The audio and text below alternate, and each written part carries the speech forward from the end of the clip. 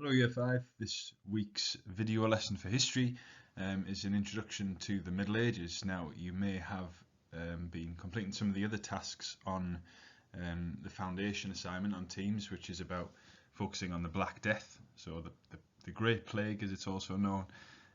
So that was part of the Middle Ages, but we're going to take a broader look at the Middle Ages, so the time period that we describe as the Middle Ages.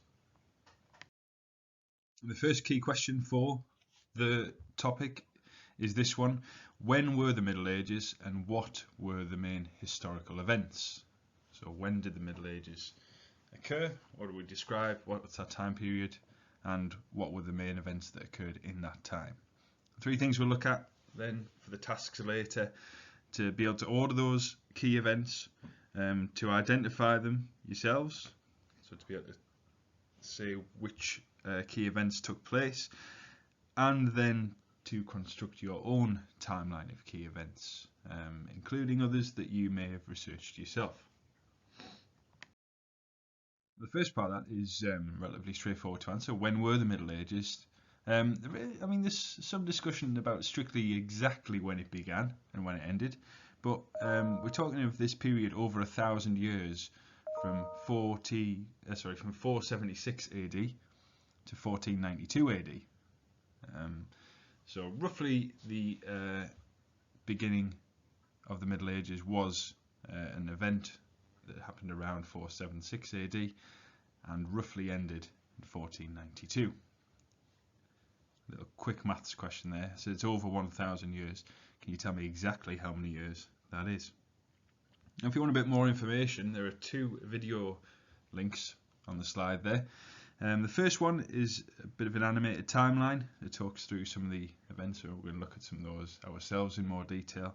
And then there's a more detailed video below. It's about 10 minutes long, discussing some of the key events. So that might be something you can either look at now, you can pause this video and go to those links, or you can look at those at the end. Begin to look at the time period itself and look at some of the key events. We'll just have a look at what a day in the life of a medieval town would be like. Now, medieval is a term that often is synonymous with, so used to describe the Middle Ages. So medieval times also describe the Middle Ages, especially when we're talking about in England. Now, a medieval town would look very different to a town nowadays, of course. We're talking hundreds and hundreds of years in the past.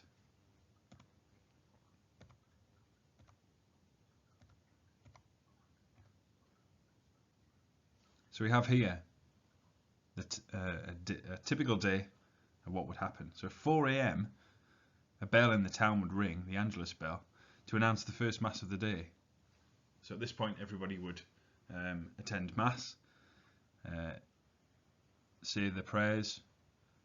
This would also be the end of the night watchman's duty. So the night watchman, the clue is in the name really, he would be at work overnight. He would be watching over the town to look out for criminals or bandits, and that would be the end of his duty. So that would be when he could go home and get some sleep himself.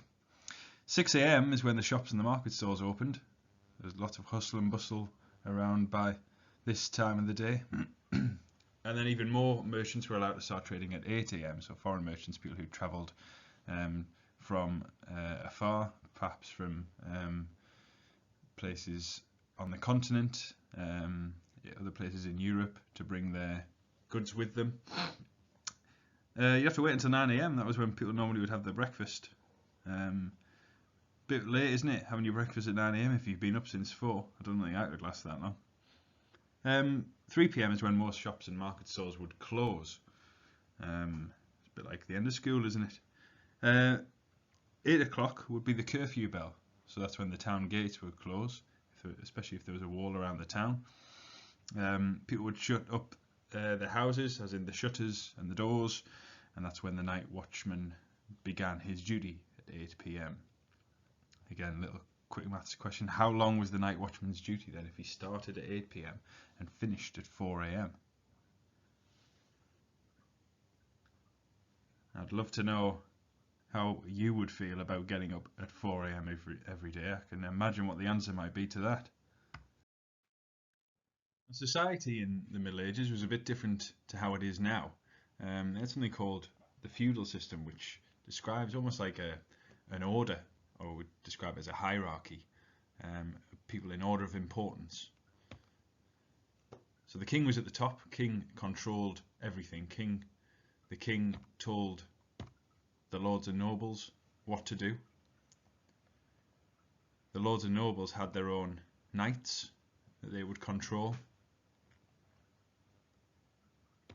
And at the very bottom of the pile were the peasants who did as they were told. We do have a queen still in this country. We have a royal family.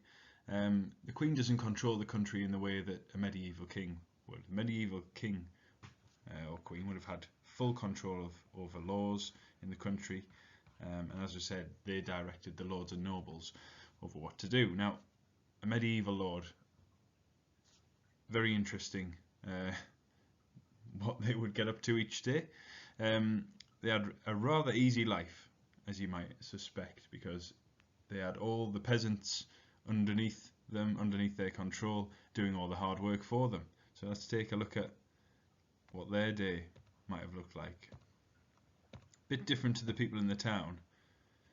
Now, they would, as the townsfolk would have done, they would have heard mass or attended mass as soon as the sun came up.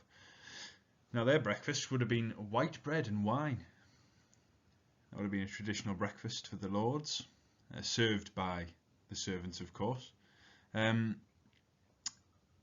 Then, after he's had his rather strange breakfast, the lord would go and speak with his reeve, who was really sort of an important peasant, as important as peasants would get, to discuss how hard his peasants have been working and what the crops were looking like, etc.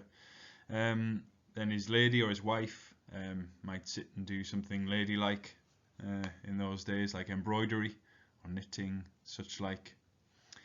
The knights and pages, so the knights that the lord controlled, they would be practicing fighting, and the pages were their sort of apprentices, so they were learning to be knights. Lunch was at 10 a.m. Half a dozen simple dishes, so around six dishes for lunch. And if the lord was entertaining, so if people were coming to visit the castle or the manor where the lord lived, there would be even more food, as well as entertainment such as jesters, fools and jugglers. So it could be a grand old banquet at 10 a.m. Seems a bit early for me. In the afternoon, the lord might go out hunting on horseback, or hawking, taking birds of prey, hunting as well. Or if the weather wasn't suitable for hunting or hawking, they could sit and play board games like chess or backgammon. Then in the afternoon, more prayers, and then another meal. Quite how you've got room for a meal in the late afternoon if you've been having a 6-course lunch, I'm not sure. And again, if he was entertaining guests, there would be another magnificent feast, all provided, of course, by his loyal servants.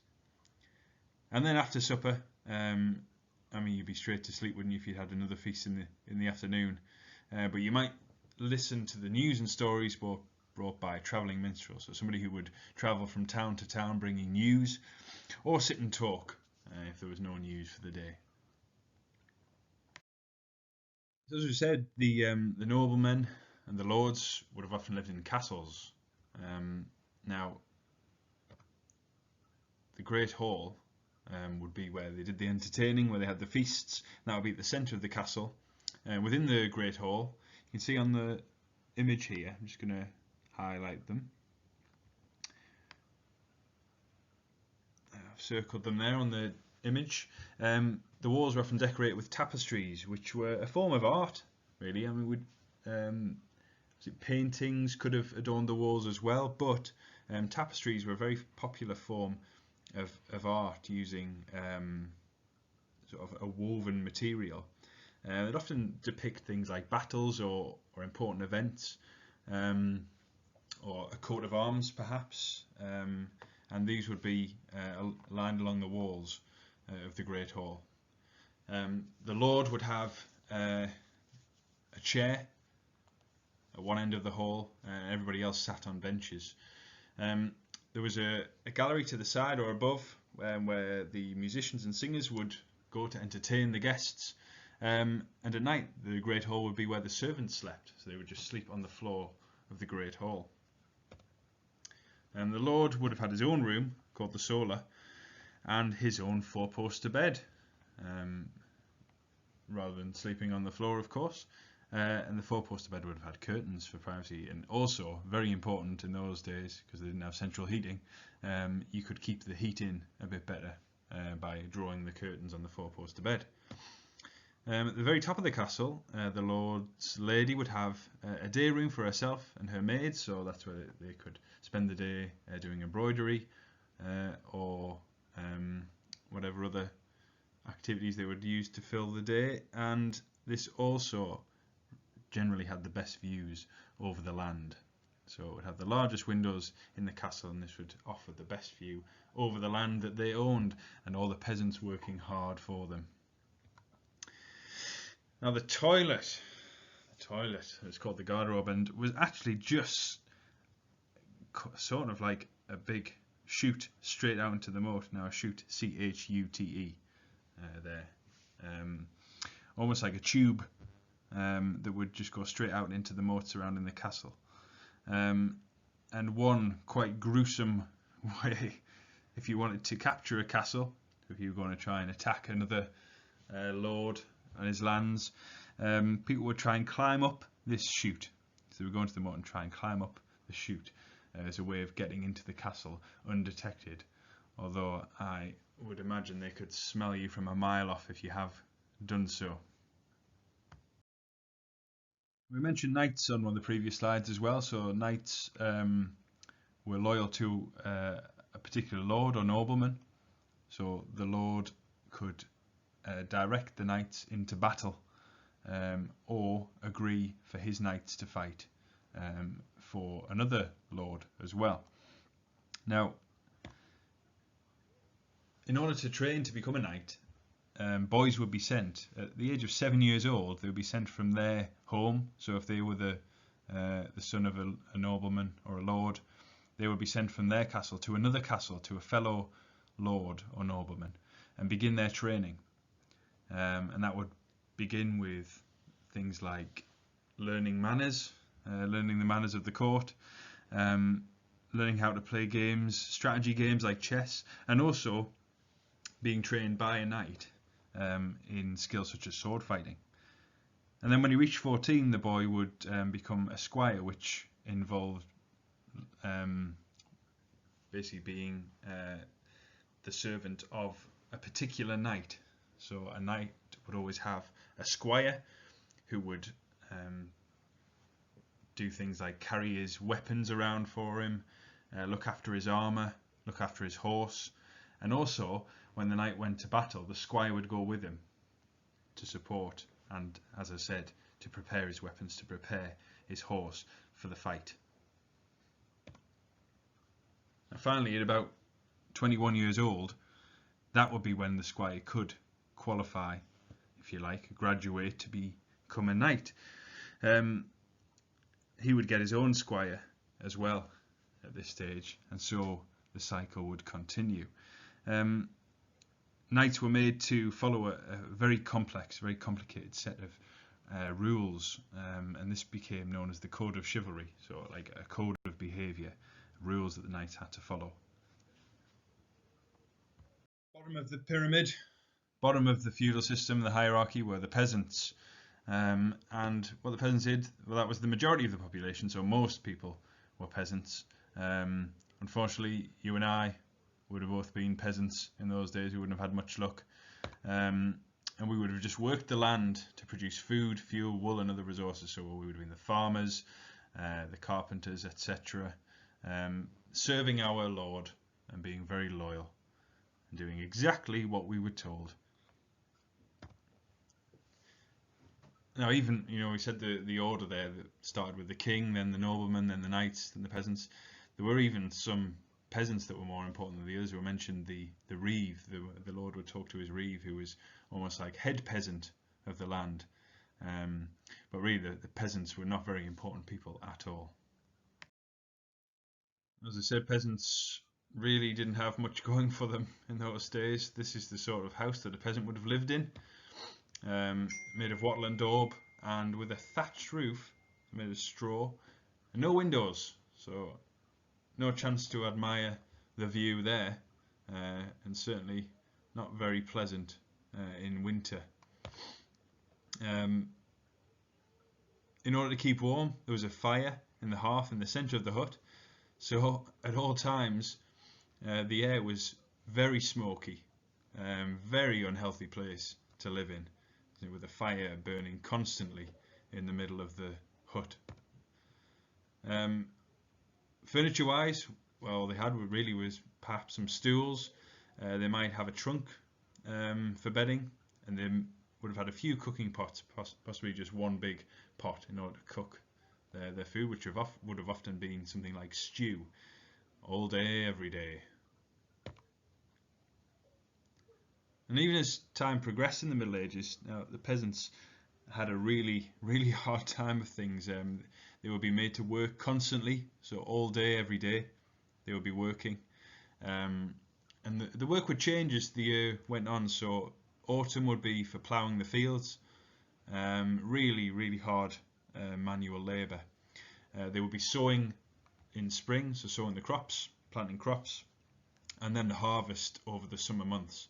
They would begin work at dawn, as soon as the sun came up, and they would look after the animals. That would be their first task, and then they would go out into the fields perhaps, and then they worked until dusk, so sundown. Again, that could be anything to do with the land, could be farming, could be looking after the animals, or whatever the Lord wanted them to do. And actually inside their hut, there were often animals living with the family. So a third, I would be doing fractions this week, a third of the area was used for the animals. So not only was the fire burning day and night, you also had whichever animals your family owned in the back of the room as well. So not a very pleasant place to live. So there's a bit of background information there on the Middle Ages and what life was like. Something you can revisit later in the work this half term.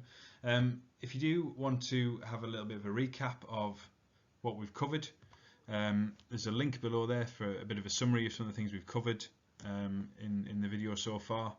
You might want to create a question bank of things you would like to know more about. So maybe about the life of a peasant or a lord, or the way society was, or what towns were like. It's up to you. If there are things that when you've been watching this video you thought, oh, I'd like to know a bit more about that, or I'm a bit confused by this, you can create a list of questions you'd like to know more, and you can attach that to the assignment on Teams. If we look back at the key question now, so when were the Middle Ages? We've covered that already. You can look back in the video if you're not sure. And although we've talked about life generally across the Middle Ages, we haven't looked at the main historical events. Now, as I said, the Middle Ages spanned over 1,000 years, and life did change quite drastically across that time. Think how life has changed in the last 100 years in this country. So there were huge changes as time went by. So we're going to have to look at some of the main events in a bit more detail, and there are three main tasks there that we can look through today. So the first task, this will be attached to the assignment. There are 12 events there, and your task is going to be to cut them out and put them into chronological order. That means order, time order, the order in which they occurred. So see if you can arrange those events by the date there. So the numbers there are the years in which those events took place. See if you can put them into order. So you need to rearrange those. There is a separate version if you like, a different type of task that you could look at instead.